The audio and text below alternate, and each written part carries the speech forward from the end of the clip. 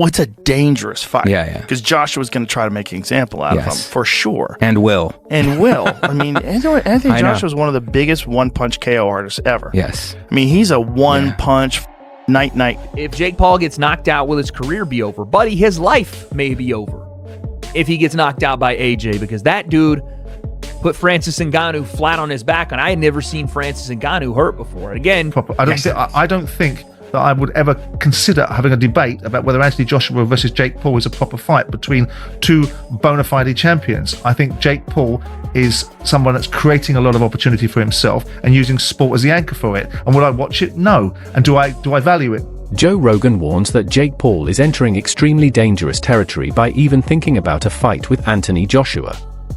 He emphasizes that Joshua is an Olympic gold medalist and one of the most powerful boxers of his generation.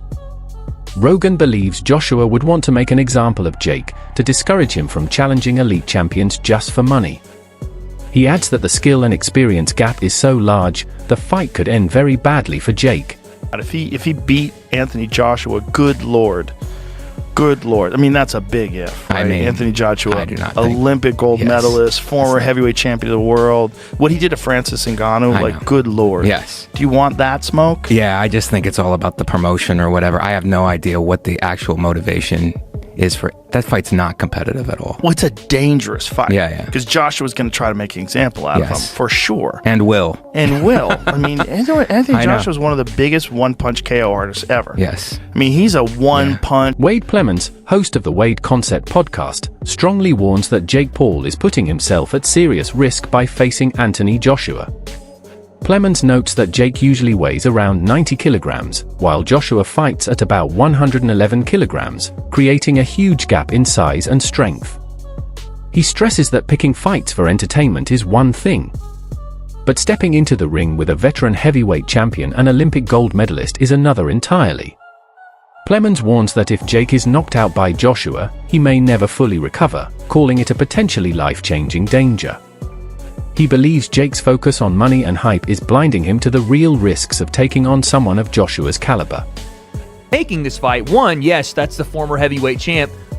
Why is he fighting Jake Paul? And two, why is Jake Paul putting his health and well-being on the line? Because someone asked me on Twitter, Wade, if Jake Paul gets knocked out, will his career be over? Buddy, his life may be over if he gets knocked out by AJ, because that dude put Francis Ngannou flat on his back, and I had never seen Francis Ngannou hurt before. Again, it's boxing, not MMA. Jake has a little more experience, but we're talking about a massive size difference. AJ's still relatively young and still relatively got something left in the tank, and he's only fought the world-class guys for the last 10 years. This would be Jake's not only hardest fight, most dangerous fight of his career. If Jake is doing this, it could signal the last one. I'm not even joking. This could signal Jake being like, I'm having one more of these and I'm out.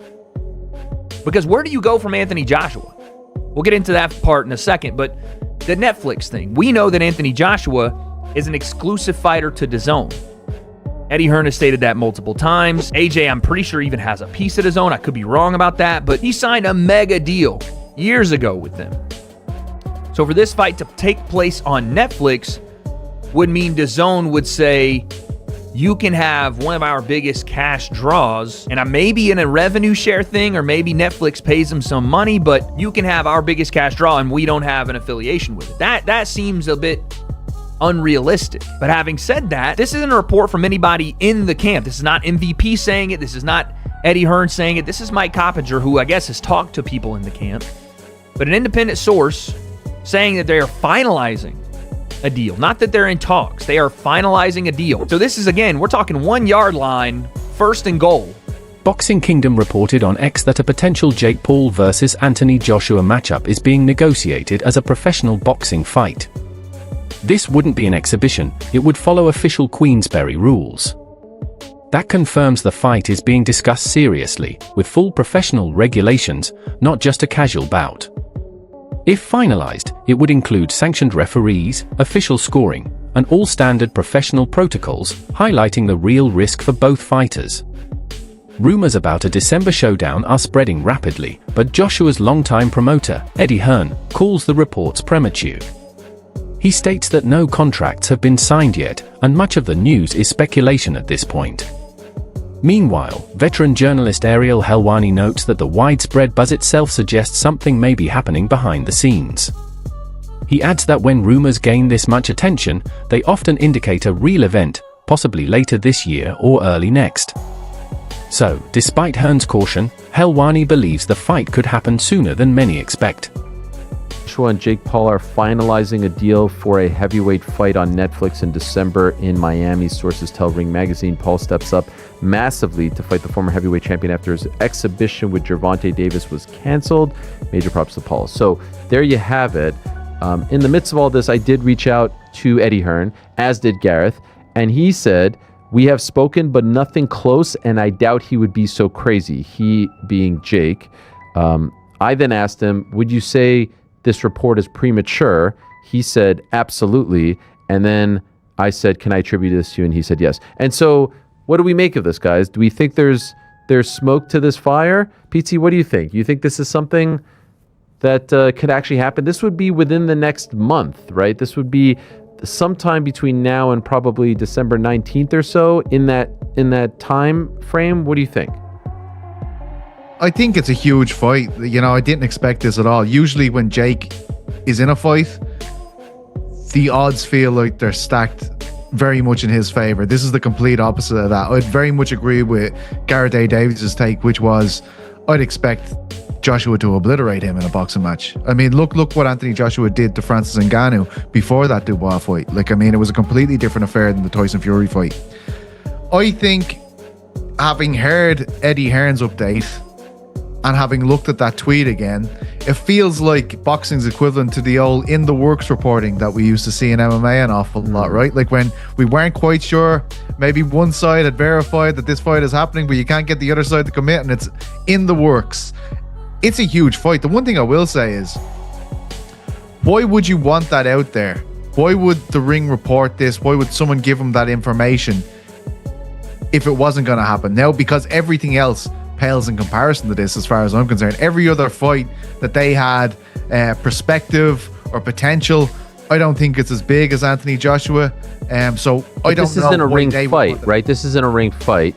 Anthony Joshua is tied to DAZN. Anthony Joshua has a relationship with Turki Al-Sheikh and Riyadh Season. MMA Fighting shared Leon Edwards' take on the rumors about a potential Jake Paul versus Anthony Joshua matchup.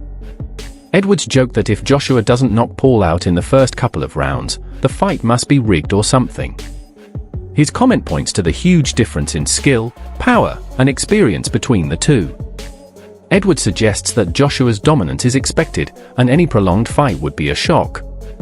Hearing this from a top UFC welterweight champion emphasizes just how serious and dangerous the matchup would be, and how much people doubt Jake Paul's ability to handle Joshua's power. About this fight's in the works, Anthony Joshua versus Jake Paul. As a Brit, how do you evaluate? Just seen that. Someone just told me about that. That's mad. Fair play to Jake Paul, first of all, for taking it. But if Asia doesn't knock him out in like 1-2 rounds, then I feel like the fight must be fixed or something, because I'm going to Anthony Joshua, obviously, for the KO. So yeah, when is it, you know? It's going to be next month they're working towards. Oh yeah, sick. Yeah, I'm going AJ for the win. Cheers. Francis Ngannou, former MMA heavyweight champion turned boxer, once faced Anthony Joshua and was knocked out decisively. That fight proved Joshua's power and skill at heavyweight are very real. Jake Paul had previously discussed a fight with Ngannou. Already a bold move given Francis's dangerous reputation. But now the focus has shifted to Joshua, who is arguably an even bigger threat. Jake is facing a fighter who not only knocked out Ngannou, but has consistently shown that his size, speed, and heavyweight expertise make him a top-tier challenge. In short, Jake is taking on someone who defeated a fighter as dangerous as Ngannou. A matchup with huge potential reward, but enormous risk. Earlier, the idea was Jake Paul versus Francis Ngannou. But Francis publicly rejected the fight, calling it disrespectful and refusing to face a crossover influencer boxer. Everything's wrong with Francis. He can go with Francis. So now all of a sudden you start satisfying both ends of this. Okay. So when that falls through, the rumor is that Francis and Jake are still in talks. Even though Francis did not come through on the event he was offered and the date he was offered, MVP and Netflix may be willing to reschedule everything and still make him part of it. And Francis' big statement was just, hey, this doesn't make sense. It's not what I'm looking for. Doesn't make sense. Okay. That's not my business. I can't be mad at Francis for that. That just cost Francis a once-in-a-lifetime opportunity. That just cost Francis life-changing money. I can't be mad. If I'm mad at Francis, then I got my way. He cut off his nose to spite his face. I can't be mad at him. He's already been punished. What good does it do me to be mad at him? All right. Well, then you bring in Joshua, and Joshua shows you how it's done. Right? Joshua and Francis are not remarkably comparable. I mean, not only did they box, they're not remarkably comparable, but in the world of boxing and just the accomplishments. I mean, you take Joshua Benson, Olympic finalist, for goodness sakes, right? Just like lifelong, very well known. Multiple generations of boxing ties. Go all the way back to Klitschko. Go all the way back.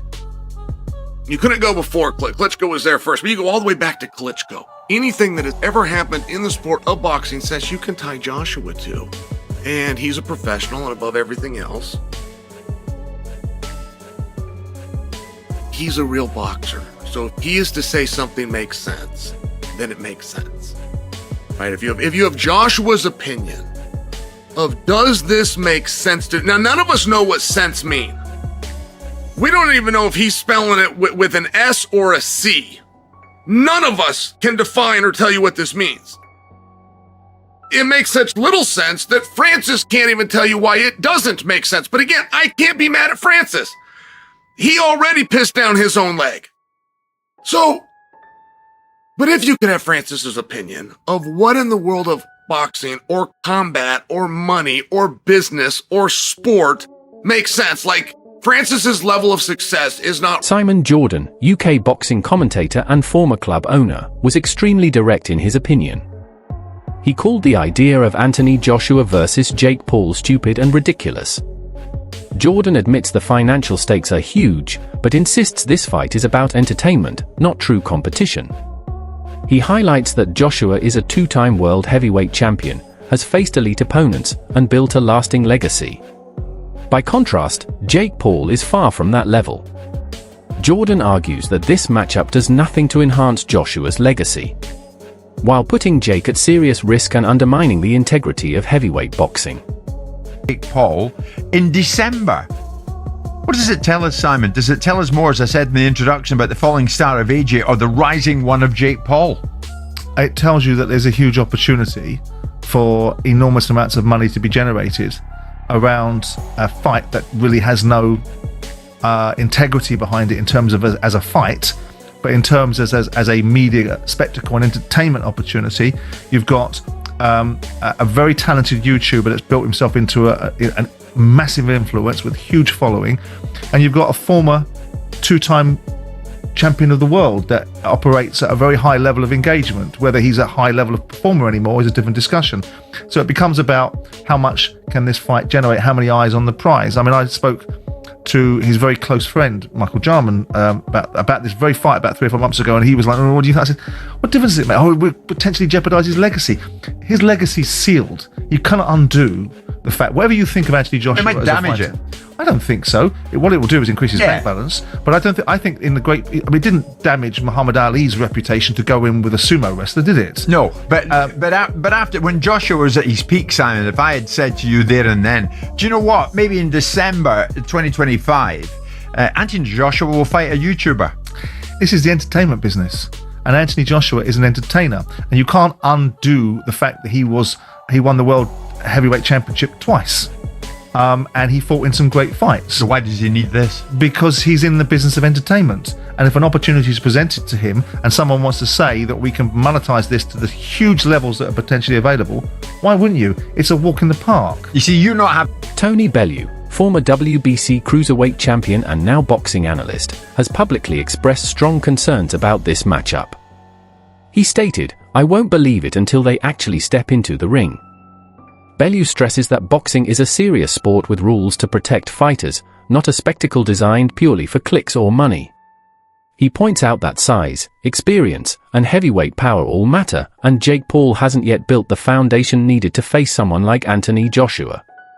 Bellew argues that before any fight agreement is made, promoters and sanctioning bodies should enforce rules to protect the less experienced fighter, in this case, Jake, rather than putting him at unnecessary risk. Across podcasts, commentary shows, and boxing media, many analysts have described the proposed Joshua versus Jake Paul fight as extremely dangerous. They emphasize the huge gap in experience, power, ring IQ, and physicality. While Jake might believe he can win, experts note he may underestimate Joshua's knockout power, control of range, fight pace, and years of experience in top-level heavyweight boxing.